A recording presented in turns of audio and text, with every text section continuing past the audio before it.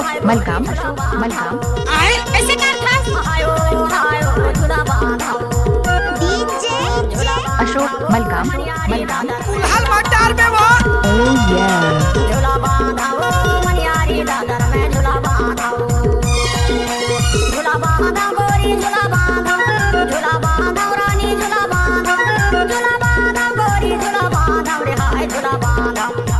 बांधाओ मनियारी दादर में झूला बांधाओ गा मनियारी दादर में झूला बांधाओ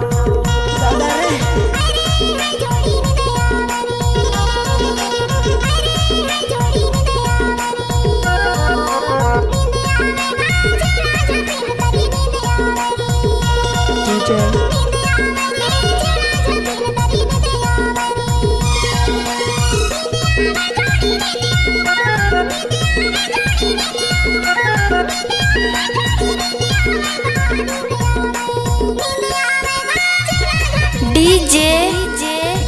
निखिल धुबे नाच ना वो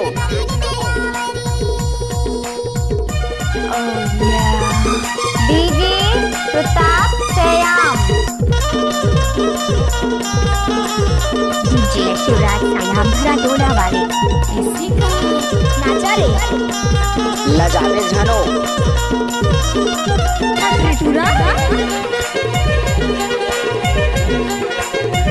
डीजे निखिल धुबे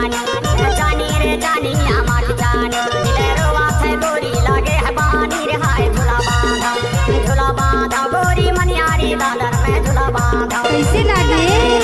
झूला बांधाओ गा मनियारी दादर में झूला बांधाओ डीजे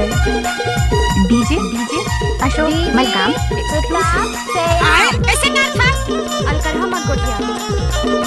आप सुन रहे हैं शिवराज सायाम का मिक्स किया हुआ गाना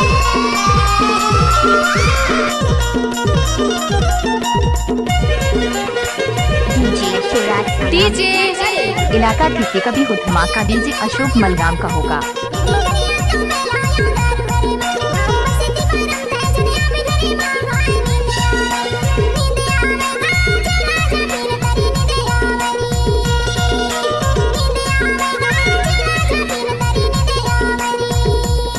डीजे निखिल धुबे गाड़ी भर मत दे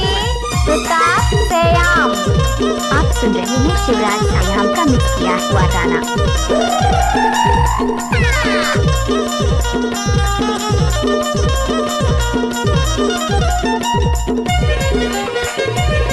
डीजे अशोक मलगाम गाड़ी लगते ना वो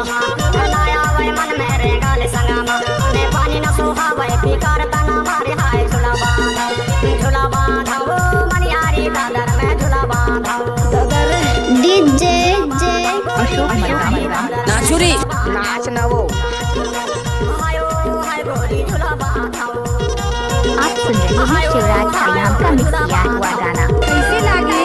झूला बांधाओ मनियारी दादर में झूला बांधाओ मनियारी डीजे निखिल धुबे झूला बांधा गोरी झूला बांधा आपको सुना ही होगा जिला इंदौरी ग्राम मानीपुर राजोला के रहने